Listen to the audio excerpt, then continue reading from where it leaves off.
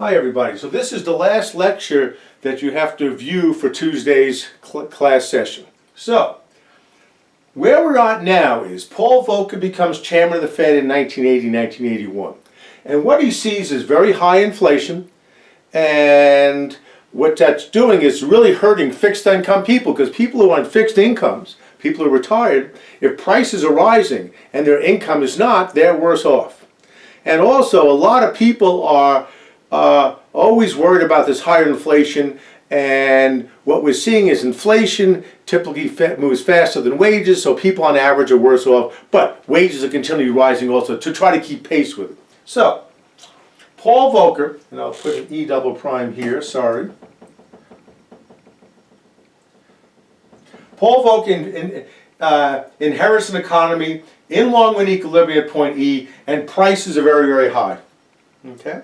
So, I forgot these prices, but I'll put those in as we go. So, what Volcker says is, since I know that monetary policy has a short-run impact on output, what I'm going to do is, I'm going to decrease the money supply.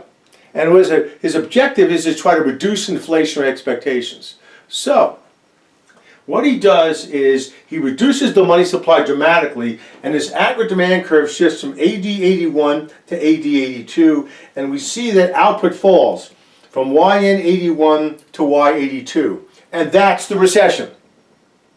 Okay, and this recession occurred literally within months. So the aggregate demand curve shifts inward, and we're now at E prime, and output falls, and that's the recession.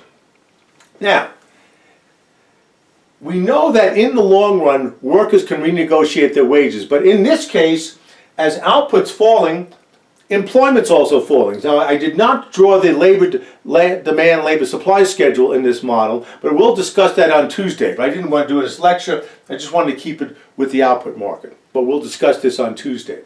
So, what we have is, in the long run, a lot of workers have lost their jobs, and they're now willing to take a cut in their wages, because if they see prices falling, so prices fell from P81 to P82. So prices are falling by that amount, and then workers realize, I'm willing to take a cut in my wages to get my job back, because if prices are falling, it's all right for me to get a cut in wages and be no worse off. So what happened was, in 82, 83, is that workers were willing to take a significant cut in their wages to get their jobs back. So in the long run, they're willing to take a cut in their wages, and so as wages fall, the cost of productions fall. That's an important point. As all these workers are willing to take a big cut in their wages, cost of productions decrease, and the short-run aggregate supply schedule goes from SRAS 81 to SRAS 82. The important point here is, now prices have fallen even more.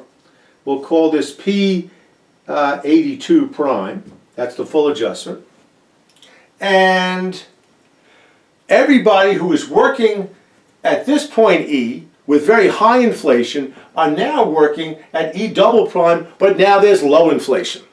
So now all the people who are on fixed incomes are not being hurt, because inflation is no longer high, it's very low, down to 1%, give or take.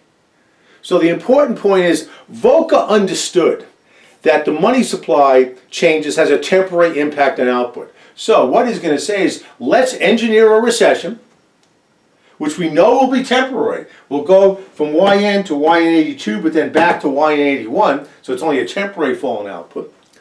But the inflationary expectations are gone. So this is probably, from my estimation, one of the most brilliant economic policies ever implemented in the 20th century in the U.S. Now, the criticism that Volcker's faced is, he did a dramatic decrease in the money supply that caused the recession. Some people argue that he might have been able to do it over 4 or 5 years and have the money supply fall by smaller amounts, and then have the recession last longer, but be of a much shorter intensity. And that's been an argument that's gone back and forth. However, though, Volcker thought it was good to get this done as soon as possible.